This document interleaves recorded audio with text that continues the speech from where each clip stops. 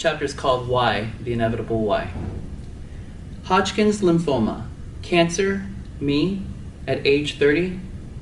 After I was diagnosed with stage 2A Hodgkin's lymphoma, a rare disease that annually comprises 1% of all cancer diagnoses in the United States, these questions inevitably plagued my mind. Why and how could this happen? Though it was comforting to finally know what was wrong with me, especially since Hodgkin's lymphoma is a very treatable disease, it has always been unsettling to not know how it happened, what caused it, so that I can know what to change in my life. Like eat more organic food, sleep better on a consistent basis, stop drinking alcohol altogether, or move out of urban centers. Even though the medical community doesn't know what causes lymphoma, this didn't deter me from spawning a slew of theories. Could my disease have originated from the cosmetic Teflon plate that was fused with my chest plate when I was 15? Did the electromagnetic radiation emitted from my cell phone somehow react with it in order to create a toxic environment within my chest? Was it because of my lacto-ovo vegetarian diet, the cigarettes I puffed on occasion? Was my body too sensitive to such toxins? Or did my cells go haywire because of the Nalgene plastic bottle I had for years, the one that had strange white flecks floating in the water, the same bottle the company pulled off the shelves in 2008 because of fears that BPA, a chemical used to produce them, caused cancer and increased the risks of other serious health problems? Or was it from all the car exhaust I had inhaled while cycling in the city the prior 5 years? From deeply inhaling dry erase markers at the workplace, something I did to make my coworkers laugh?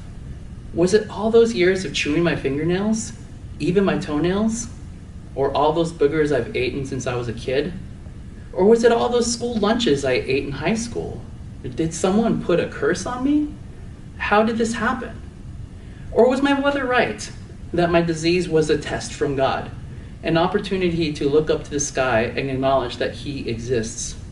This is what she thought cancer must mean, that it was some sort of divine intervention, an unspoken communication in the form of a killer disease to awaken a wayward being like me, as if God's mighty hand, His all-powerful index finger, extended through the clouds and pointed down at me. Zap!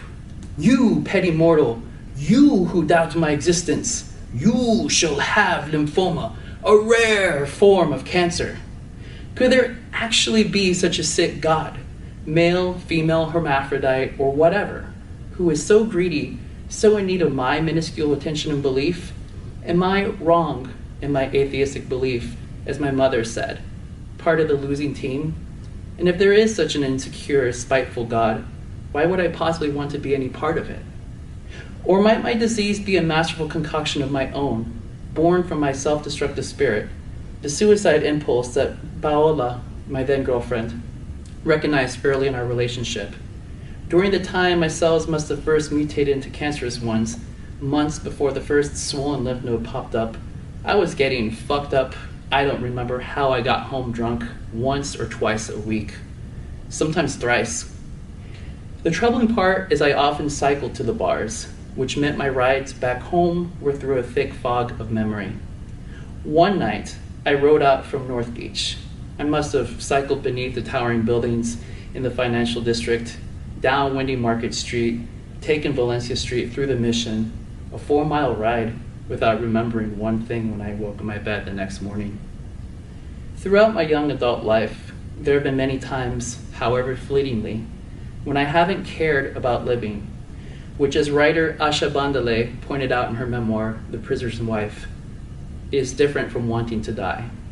Moments when all the destruction and suffering and injustice I read about, see, and feel from this world is too much. Moments when I have seen little point in continuing to be a part of this evolution, which feels more like a mass extinction. Could my disease have bloomed from that bleak abyss? Was the rest of my body too weak to fend off this act? Thank you.